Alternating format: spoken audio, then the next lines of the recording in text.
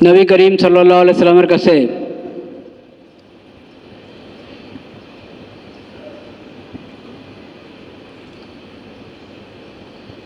অমুসলিম শাসকের দূত এসেছিল,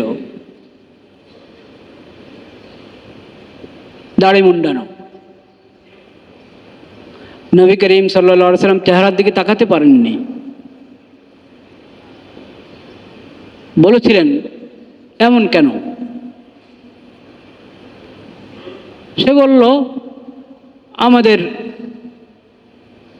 গুরু, আমাদের বড় ব্যক্তি আমাদেরকে এই নির্দেশ দিয়েছে।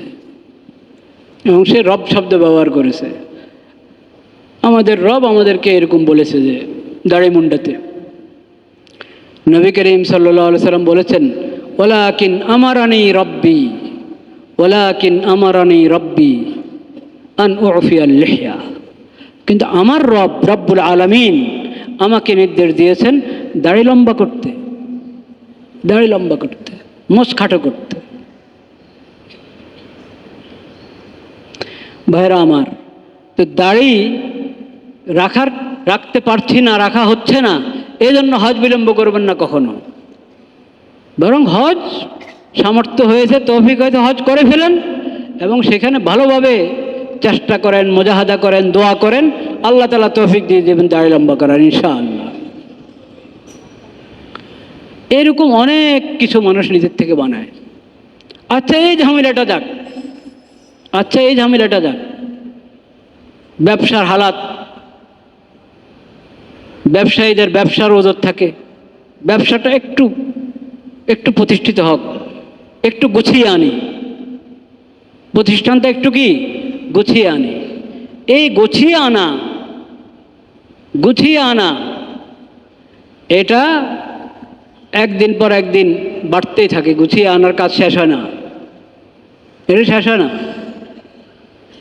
দুনিয়াতে ঝামেলা চলতেই থাকে।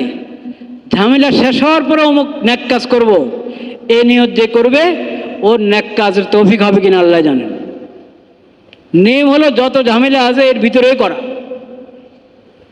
বস হজ ফরজ হয়েছে আর দেরি না, হজ ফরজ হয়েছে আর কি না দেরি না, তাহলে তৌফিক হয়ে যাবে এবং দেখা যাবে পরে ঝামেলাও শেষ। ঝামেলা শেষ করার জন্য যে হজ বিলম্ব করে ওর ঝামেলা সহজে শেষ হয় না, ঝামেলা শেষ হয় না। হজ করবে, ঝামেলা শেষ হয়ে যাবে। এটা পরীক্ষিত। জিজ্ঞেস করেন ব্যবসায় হাজি সাহেবদেরকে, জিজ্ঞেস করেন। এখন এই বছরের তো এখনো হয়তো কিছু সুযোগ থাকতে পারে, নিয়ত করলে আপনি হয়তোবা, ঠিক আমি জানি না, কিন্তু এই বছর যদি নাও পারি আগামী বছরের জন্য এখন থেকে ফিকির করব। এখন থেকে, আগামী বছর থেকে আমি এখন থেকে যদি ফিকির করি, ইনশাআল্লাহ আগামী হজের মধ্যে যাদের ফরজ হজ আদায় হয় না, আগামী হজে চলে যেতে পারবো ইনশাআল্লাহ। একটা কথা বলি, আল্লাহ আমাকে আমাদের সবাইকে ফায়দা পৌঁছান। ছোট্ট একটা কথা খেয়াল করে শোনার চেষ্টা করি। হজ ফরজ হওয়ার পরও যদি বিলম্ব করা হয়, এটার অর্থ কি দাঁড়ায়? এটার অর্থ কিন্তু সুন্দর না, এটার অর্থটা সুন্দর না। হজ ফরজ হওয়ার অর্থ হলো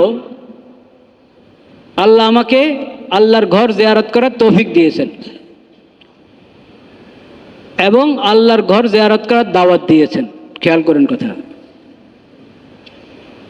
আমার যদি বাইতুল্লাহ শরীফ পৌঁছার সামর্থ্য থাকে, হজ করার সামর্থ্য আছে, শক্তি আছে, সামর্থ্য আছে, এর অর্থ হলো আল্লাহ আমাকে হজ করার তৌফিক দিয়েছেন এবং আল্লাহ তাআলা আমাকে আল্লাহর ঘর দেখে আসার জন্য দাওয়াত দিয়েছেন। আল্লাহ বলছেন, বান্দা তুমি আমার ঘরটা দেখে যাও, আল্লাহ বলছেন। এই যে আমরা হজ শুরু করি কি দিয়ে? নিয়ত, এহরাম করে লাব্বাইকা পড়ি না? লাব্বাইক মানে কি? আল্লাহ আমি হাজির।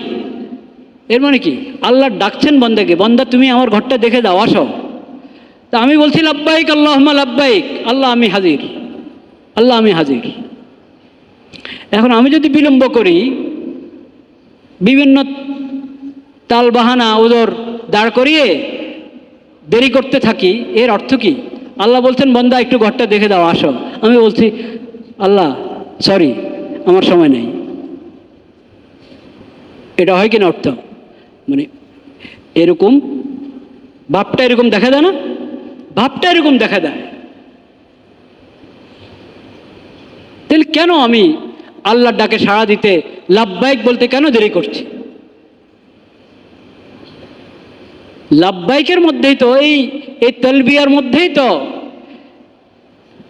এমন একটা কাশিস, এমন একটা টান যে বন্দার সুযোগ পাওয়ার পর বসে থাকবে, এটা হতে পারে না।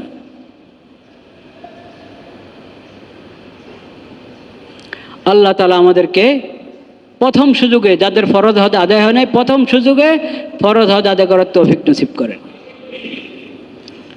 যাদের সামর্থ্য নাই, শক্তি নাই, আল্লাহ তাআলা তাদেরকেও তৌফিক দান করেন।